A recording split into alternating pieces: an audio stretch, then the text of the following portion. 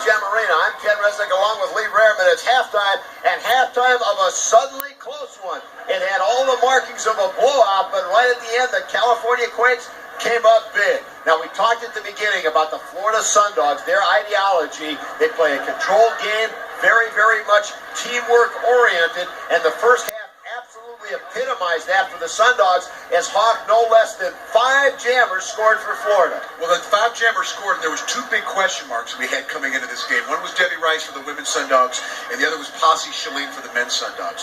Well, Debbie Rice answered all those questions with a great performance and an exclamation point for she is back. And then Posse Shalene, immigration issues aside, the cloud hanging over the Sundog team, the Shalene family, and of course Posse Shalene, he had a great second period. 2 players, 2 great jobs for the Florida Sundogs. And on the side of the California Quakes, we talked about how they live and die on an emotional roller coaster. It looked like the emotion today was completely absent from California until the very last jam of the second period when they came up with 8 big points. Now with us is, of course, roller derby legend Buddy Atkinson Jr.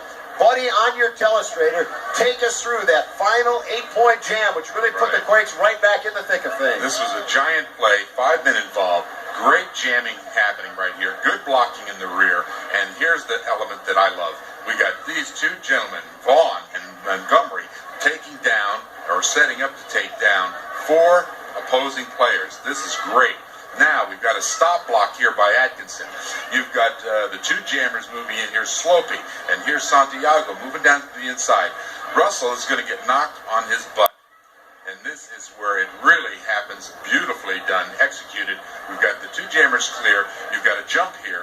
You've got another jump starting right over here that went over the top. This guy comes over, and you've got 8 big points. 5 men doing the job that they're supposed to do together, and they did it. Now, Buddy, as you showed us, we talked so many times, it happened so fast on the track, but the timing and teamwork of that play was almost unbelievable.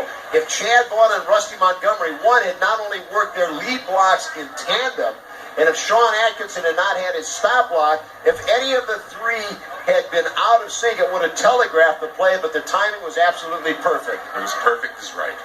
Now, we talk so much about speed in the WSL. Certainly, Hawk, when we talk about speed, a lot of women come to mind. Well, I'm glad you let Buddy talk about the men, because something I love to talk about is speed, and you know how much I love to talk about the women of the World Skating League.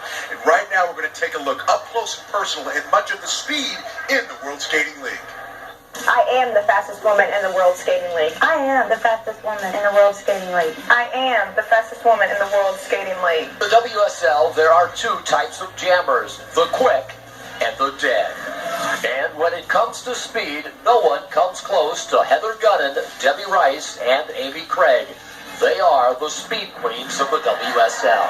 I'm 30-time national champion and a member of the U.S. team. I am speed. I hold the Guinness World Record. What more can I say? When we're racing, they're pretty close. But when we're standing still, they don't even compare. They're thrill seekers who live for the rush of putting the pedal to the metal. And on the bank track, they only want to be seen one way, from behind.